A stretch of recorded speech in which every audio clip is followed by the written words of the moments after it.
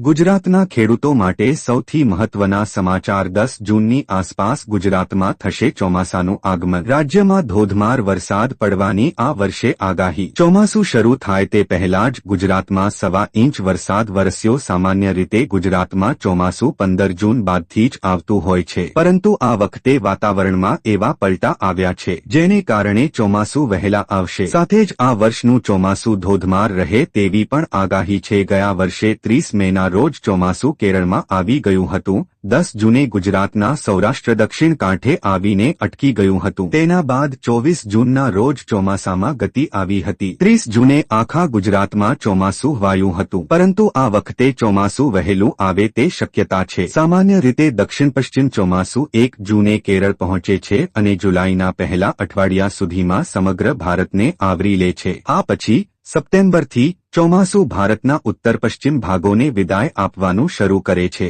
અને 15 ઓક્ટોબર સુધીમાં સંપૂર્ણપણે વિદાય લે છે। આ વર્ષે 4 મહિનાના ચોમાસા દરમિયાન ભારતમાં સામાન્યથી વધુ વરસાદ પડવાની ધારણા છે। આ સમયગાળા દરમિયાન 105% વરસાદ પડી શકે છે, જે 87 સેમીના સરેરાશ વરસાદ કરતાં વધુ છે। ભર ઉનાળે વરસાદની આગાહી કરવામાં આવી છે, જેના પગલે ખેડૂતોમાં પણ ચિંતાનો માહોલ જોવા મળ્યો છે। ગુજરાતમાં આગામી 3 દિવસ વાદળછાયું વાતાવરણ રહેશે। સમગ્ર ગુજરાતમાં હળવા વરસાદની આગાહી કરવામાં આવી છે, તો 10 જિલ્લાઓમાં ભારે પવન અને ગાજવીજ સાથે વરસાદ પડે તેવી આગાહી કરવામાં આવી છે। 50 થી 60ની ઝડપે વરસાદની શક્યતા છે। ભારત પાકિસ્તાન યુદ્ધ વચ્ચે બંધ થયા નાપાક દેશના પેટ્રોલ પંપ, નાગરિકોને નહીં મળે પેટ્રોલ ડીઝલ।